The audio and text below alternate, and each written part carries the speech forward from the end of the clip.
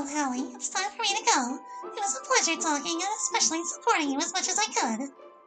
And don't worry, I obviously won't talk about what happened with anyone. This stays between us. And remember that if you need it, you can come to me or someone else for support. You're not alone, and that's something you should all remember well. Clear, Monica. Thanks again. Monica gives me a quick hug and waves goodbye. Just when I was about to turn around, Monica comes back. Oh, I almost forgot to tell you. Oh? Well, don't take it the wrong way, but I would recommend that when standing, you keep your back straight instead of slouching. Just as a recommendation, of course. Almost immediately, I changed my posture to a straighter one. Why did I do that so suddenly? My body reacted on its own. Thanks, Monica, for the advice. It's nothing. Well, now, yes, see you. Bye. Monica gives me her typical friendly smile and walks away. I return the smile, but this time it's a completely genuine smile. It's rare for me to smile genuinely, but well, really that conversation I had with Monica and that she helped me calm down helped me more than I expected. I still feel a bit bad for having that hallucination. Forgetting something like that isn't easy, but at least it's clear to me that Monica would never be capable of saying things like that to me. I turn around to get home as soon as possible. Just then, I get a message on my phone from my mom. Son, where are you? I got home and didn't see you anywhere.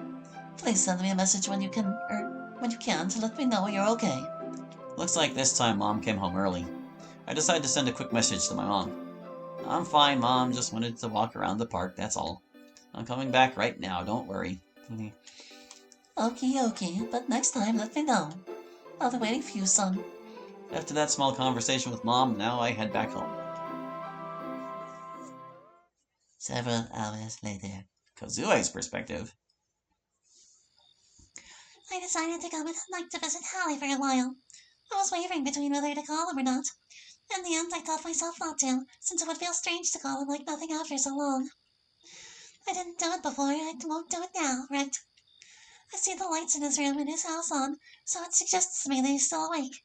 Does he still live with his mom? I think so. Without further ado, I approached the door and knocked to wait for someone to attend to me.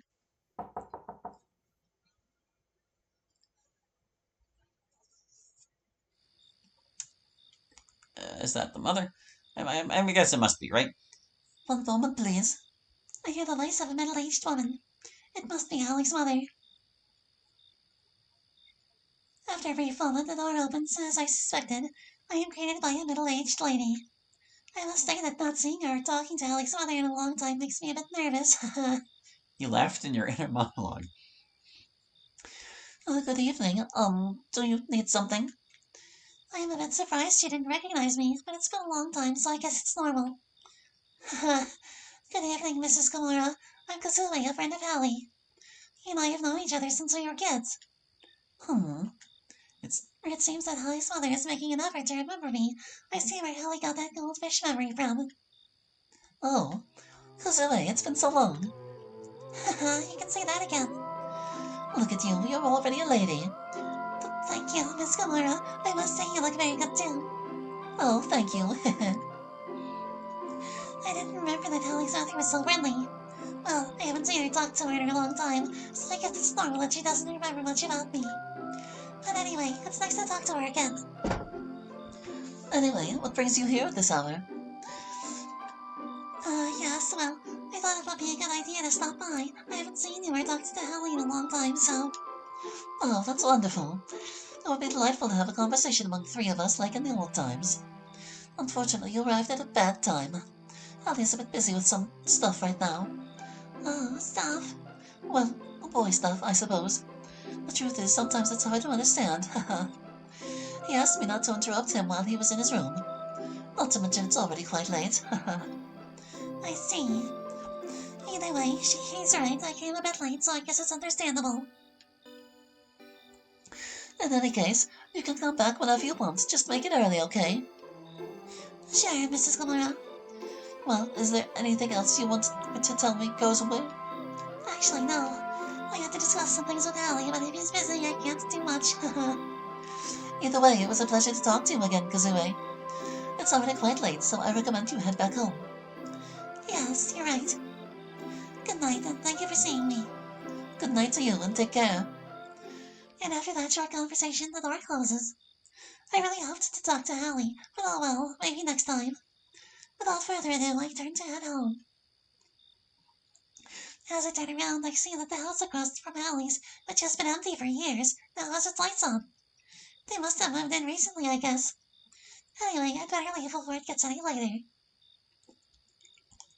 I must admit that walking alone at night in this place makes me feel somewhat unsafe. But knowing that my house is just a few meters away comforts me enough. As I walk, I hear my cell phone ring. Who could be calling me?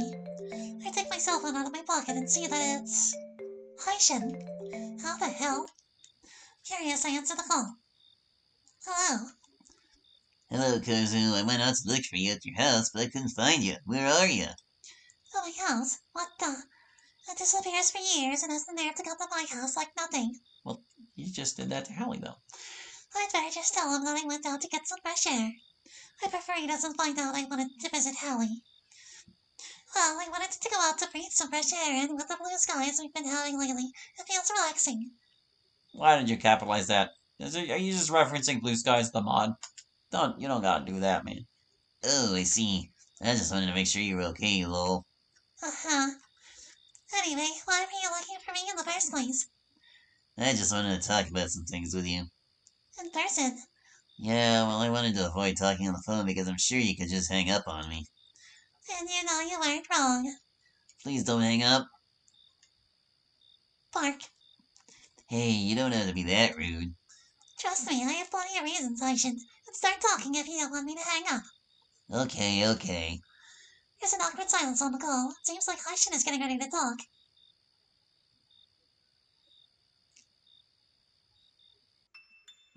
You know it wasn't my fault, right? Does he seriously want to bring this up right now?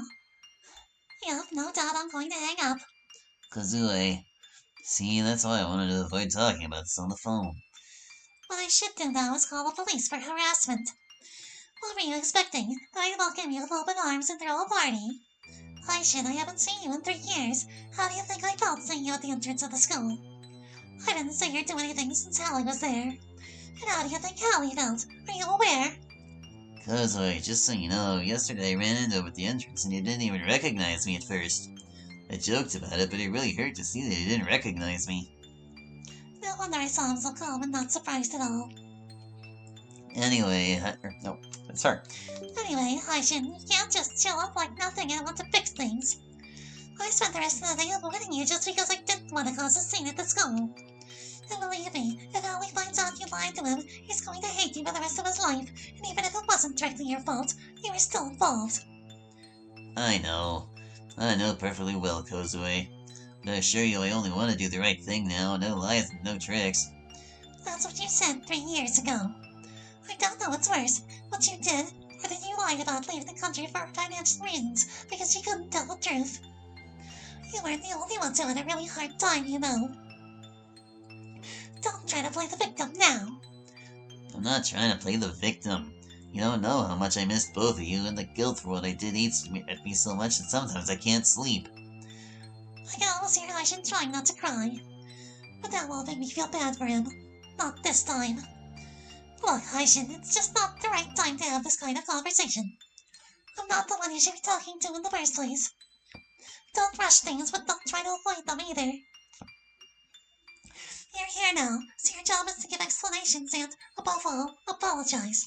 All in due time. Not to me, but to him. Trust me, I'll do everything possible to amend my mistake when I tell him, but as you said, it will be better not to rush things. That said, don't expect me to help you with anything this time when you're on your own. I figured. Well, I guess I'll see you tomorrow at the school. Sure, tomorrow. Good night. I hang up the phone before Shin can even respond. I really don't understand what's going on in his head. And how did he get my number now that I think about it deeply? Ugh, whatever. I better get back home quickly. The conversation with Shin gave me a headache. Thursday, April 5th, 20XX, 7:55 a.m. Waking up even later? Or are we just skipping breakfast? Man, those exercises to straighten the back are tough. I had a hard time getting up this morning, but if it helps to improve my posture, it's worth it. On the other hand, since yesterday's situation, I barely slept last night. I didn't tell my mom anything because, well, I don't like to worry her. Besides the fact that you probably would have asked me questions that, or would be things I couldn't answer, or that would probably make me die of embarrassment. In any case, the exercises for my back helped me distract myself enough. Besides playing some video games afterwards, of course. I take out my cell phone to check the time and see that I'm arriving a little late. I see that I'm getting closer to the school, so I decide to quicken my pace. Maybe I should just turn this music down ever so slightly. I feel like we can hit a little happy medium here, just be like, pop. Maybe that's okay, right there. Maybe that's a good volume level for the music. There, now I can hear myself think. As I approach, I see two familiar figures, Yuri and Natsuki. I guess they're also arriving late like me. It's stupid to assume something like that when it's clear it is, but whatever. Just when I want to get closer to try to start a chat, I feel something stopping me. It's the nerves. Nerves about what might or might not happen. Or also to say, I think the best thing will be to just walk past. If they notice me, I'll just walk faster. I try to blend in with a small crowd of students who also seem to be arriving a bit late. They all seem a bit irresponsible, apparently. Even though I say I don't like crowds, the truth is I prefer to overthink about a group of strangers than with two people I'm getting to know. Huh? Hey, Holly, how's it going? It seems like Natsuki saw me. Despite that, I prefer to just ignore her and keep walking towards my classroom. Although I must admit that I feel bad for doing it, but my fears are stronger. I quickly enter the school and search for the stairs to head to my classroom, separating myself from the group of students I used to enter. I wanted to flee, but it was the only viable way to get in without Natsuki or Yuri noticing me, even though it didn't end up helping much. In any case, it'd be better to go to my classroom quickly. I finally arrive at the door to my classroom and look through the window. The teacher is there. Damn! I have no other choice. I take the doorknob and enter the classroom. I enter the classroom slowly and stop behind the door. The teacher notices me and approaches. Well, arriving late. That'll go on your attendance report, you know. I know, teacher, I'm sorry. Well, if you would be so kind, go to your seat so we can start the class properly. Yes, teacher. Without saying another word, I start to head to my seat. I try as much as possible not to glance at anyone. Obviously, Monika and Kazue saw me, but still, it embarrasses me to glance at them after this. I hear some murmurs, so I walk faster and sit down, hiding my face between my arms. I must avoid being late. I don't want this to become a habit. A few hours later. Classes pass normally, and it's already time for recess. This time, I think about going out to buy something before something similar happens like yesterday. I get up from my seat until Monika makes her presence known. Good morning, Holly. How are you? Good morning, Monika. I'm fine, just a bit tired. And you, how are you? It's the first time in a long time that I managed to ask how someone is doing other than my mom. And well, since it's Monika, I guess that helps a bit. I'm glad to hear you're okay. Especially after what happened yesterday. Although I suppose you don't want to touch that subject right now, right? Well, yes, for now I don't want to remember it. I'm sorry if that makes you worry more. No, Holly, it's fine. I trust that you're really okay, and also that you don't want to talk about the topic. The last thing I want now is for you to keep thinking about that after all. Well, okay, Monika. On the other hand, I'm also fine, so thanks for asking. You're welcome. I can notice that Monika is acting friendlier than usual. I guess that's what anyone would do after a situation like yesterday. But, well, I shouldn't overthink it too much. Well, Monika, I'm going to go buy something to eat, so... Oh, sure. But before you go... Monika gives me the posters that were left from yesterday. I'll ask you to please stick them up when you finish eating, okay? Oh, sure, Monika, gladly. You're a sweetheart. Well, I have to do some things. See you. Huh? Before I can say anything, Monika quickly leaves the room. Did she just call me a... I shake my head to try to dispel the blush on my face. It's better if I go get something to eat. Finally, I find a vending machine. I approach it and set the posters Monika gave me aside on one of the steps. Now let's see. I decide to just buy water and a pie. Yeah, that will be enough. I grab what I bought and also the posters, yawn. I see that there's one left on the ground, so I get ready to bend down to pick it up. In that moment, someone rushes by, stepping on the poster and almost making me fall. Hey, what's your problem? You watch where you leave your stuff, idiot, said someone who seems to be mean. I see that person walking away. Who's that jerk think he is? Calm, calm. It's not worth getting angry. It's better to leave before my blood boils even more. Well, I guess I'll start eating here and then I'll begin with the posters. The break has just started, so I have plenty of time. 10 minutes later. It's been just over 10 minutes since I ate, and now I'm putting up posters in the courtyard of the school. I try as much as possible to stick them near where I put them up yesterday. Or, no, not to stick them near, rather. It's complicated to do when in the places where there are no posters, there's always a group of people. Or at least it's complicated for me. I also make sure that the posters are well stuck. I wouldn't want to make the same mistake of putting them upside down. And thinking about that reminds me of yesterday, but I remember that Monica was there to comfort me. Sometimes I think, do I really deserve this special treatment? We barely know each other for a few days, and Monica treats me like she has known me since we were kids. I guess she just gains trust really fast. But if necessary, I'll set limits on that, although I doubt that will happen. I continue putting up posters until it occurs to me. What if I go to the cafeteria to put up some? I didn't go yesterday because, well, it was full of people. And it probably is today too, but I feel a bit motivated. Alright, I'll just put up a few and leave quickly without drawing attention. It's not that complicated, Hallie, you can do it.